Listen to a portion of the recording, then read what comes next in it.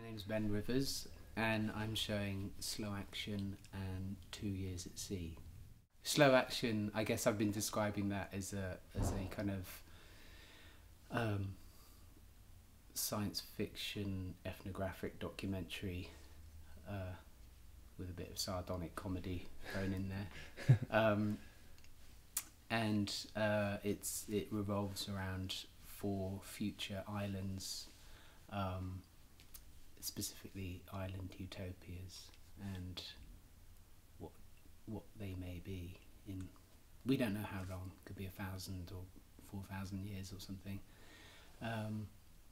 And yeah, it's the premise comes out of just an interest in Darwin and Kurt Vonnegut.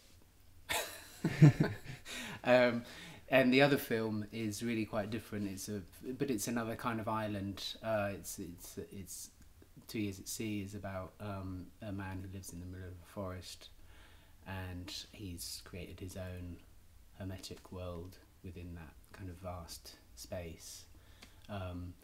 So yeah, it focuses on him and is a kind of an ode to a certain kind of freedom, and particularly like an ode to snoozing.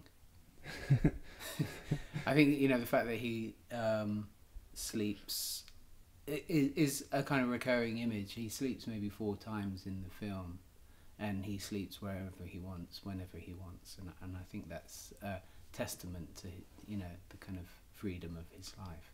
Do you see your works as slow cinema, or?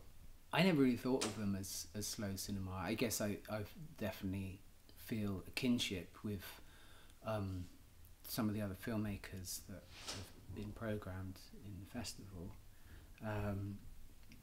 But whether that's to do with speed, time is definitely an element, and actually the kind of willingness to allow things to take their own pace, to not feel like you need to fill every moment with a cut or, you know, some new piece of information, which in the end maybe levels things out. I think the slowness probably is a way of allowing, you know, a certain way of looking and being in the cinema, kind of trying to take you into a world. And like with Lav's films, you really get immersed in that world because you're in there for hours. I mean, my films are much shorter than Lav's, but in the same way, I'm still trying to like bring about a certain kind of immersion which is different to a sort of maybe a fast plot-based immersion, which is one that I think is easier to forget afterwards. And is less about engagement with an audience's imagination. I feel like when you slow things down, there's more of an invitation to bring in the audience's own mind, which is really important to me. I mean, it's important for the kind of films I want to make, but it's also important about the films I like watching. You know, ones that you know, kind of let me in and leave me some space to like make some connections or fill in some gaps, and you know, so it's not all about exposition, where you know, that's my frustration, I guess, with a lot of more commercial cinema, is that you're told everything. It's all about exposition, and it's there's nothing left for you to do other than sit there like a zombie. Could you just talk a bit more about the sort of implicit politics in your films, or the reason for veering away from explicit anyway? It goes hand in hand with what I was saying about leaving things open for the audience, in that some great films have been made where the politics is explicit, and that's exactly what the film is about. But it's also usually pinned completely in the contemporary. You know, it's kind of dated, sometimes in a really important way. but also it's you know, it's like using cinema as a tool. And I think I read an excerpt of an interview recently with a German filmmaker, Ulrich Kohler, and he was saying something similar about like not wanting to make cinema that was a tool for propaganda, whichever way you lean, and that if anything his films were political because they were outside of that, and I guess I go along with that, really, that that there's always going to be an implicit politics going on, I think, in any film that's made sort of outside of the mainstream. I can't really talk about the mainstream. Well, I'm not talking about it. I'm talking about the kind of films that I'm making and the kind of films that are being shown in this festival. I think you can't make films like this independently with very different apparatus and structures without there being a politic involved. You can't say that it's there's nothing there, you know, however poetic or you know, or maybe the poetics is you know part of the politics of the work. Could you just talk about your process, in fact, a little bit? It is pretty slow, which is why I always make sure I have more than one film happening at the same time. There's always like 2 or 3 overlapping.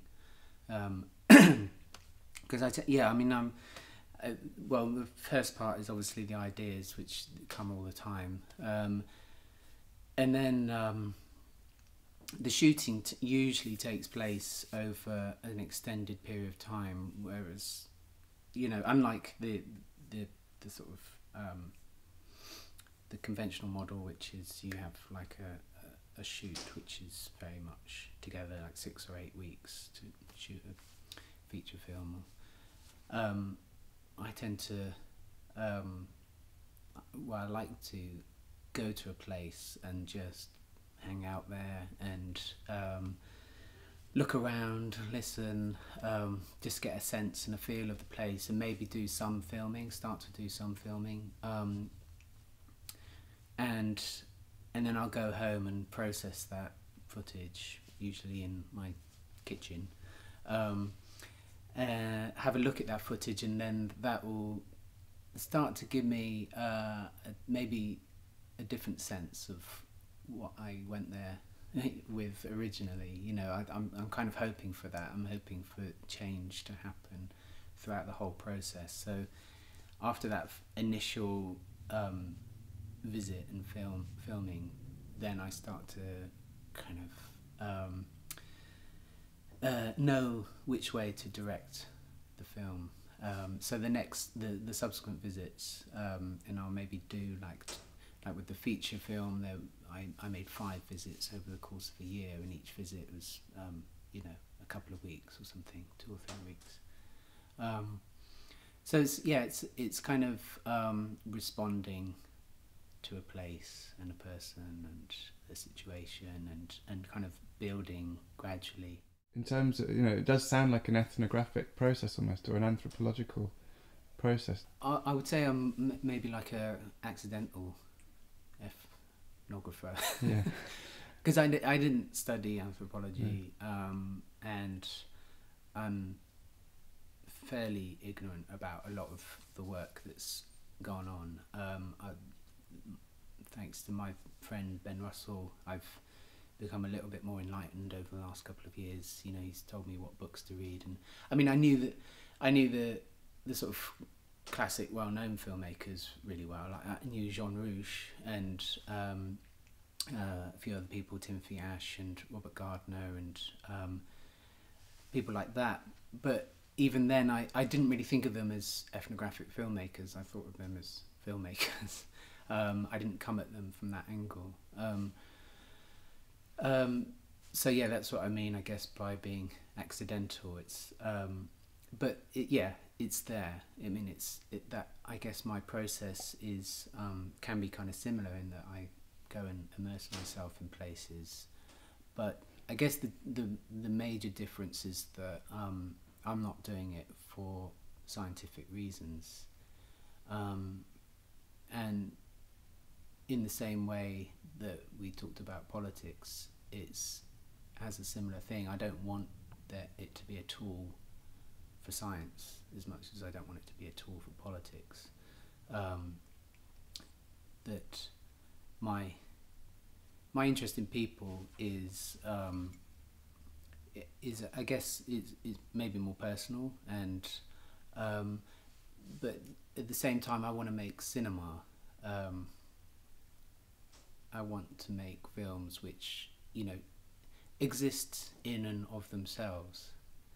So it's not like a representation. It's something that's there, that's different from the world. And so that means sometimes you can then move into fiction. You know, I take a real person, a real place, but I feel no kind of problem with fictionalizing that space to an extent, you know. So I feel like I'm probably, you know, I've got a greater freedom than a ethnographer who has to stick to certain kind of rules and regs.